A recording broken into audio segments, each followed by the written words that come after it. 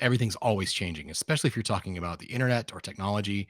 Yeah. You can be on the cutting edge now, but if you stop learning, if you Yeah. rest, So, then you're gonna be left okay. in the So dust.